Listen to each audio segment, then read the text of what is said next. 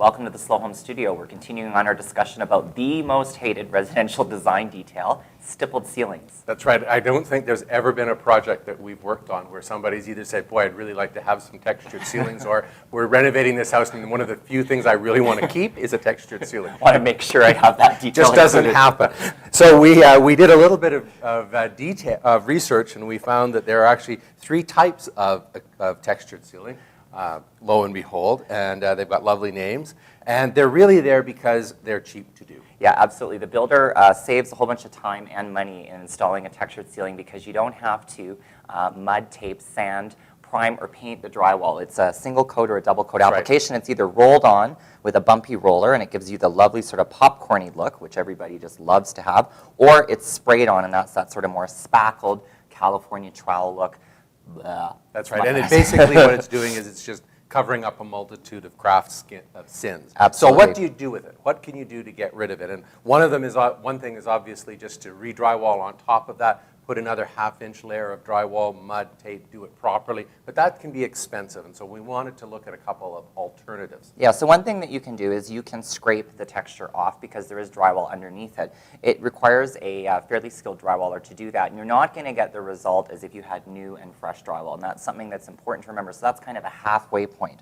The least expensive thing to do is to paint it. And this actually makes a huge difference because when you think about it, the color for the textured ceiling is already in the mix that they apply, so often it's either too white or too beige for the rest of the colors in the house. So if you simply paint it one of your palette colors, it's going to look way better and blend more seamlessly. Yeah, and that's not the best solution, obviously, because you still have that texture, but if money is tight, it is something that you can do, or you can do a little bit of both, and that's what we wanted to conclude today with. Just was an example of a renovation that we did where we didn't like the stipple ceiling, but we didn't have enough money to take all of it away. It's a kitchen example here. You can see that we've got a stipple ceiling that runs through that. There's huge skylight there, which was kind of cool, and then a 1980s kitchen. And so what we did is drop a bulkhead. Yeah, so we dropped a bulkhead over the area of the kitchen itself, and we used smooth drywall on that. We put our pot lights in it.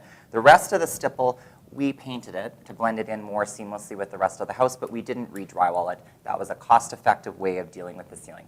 See you next time. If you're in the Calgary area or planning to visit, we encourage you to register for one of our Fall 2011 live Slow Home Studio courses. The courses are design-based and they're available to anybody. No experience is necessary. Kitchen Design Workshop 1 will be offered Saturday, September 17th from 9:30 a.m. until 12:30 p.m. House Design for Empty Nesters, featuring design tips on how to downsize, will be offered Saturday, September 24th from 11 a.m. until 12:15 p.m. Just How Green Is This House? Seminar on Practical Sustainability will be offered Saturday, September 24th from 1 p.m. until 2:15 p.m. And Green Design Workshop 1, featuring design tips for passive solar design, will be offered Saturday, October 1st from 9:30 a.m. until 12:30 p.m. You can register online at slowhomestudio.com, or you can phone and register at 403-229-4330. If you're interested in learning more about the principles of slow home design, you can pick up a copy of our book entitled What's Wrong with This House? It's a practical guide to finding a well-designed and sustainable home. It's available for sale on the Slow Home Studio website. It's also available for sale at Amazon.com in both paperback and the Kindle format.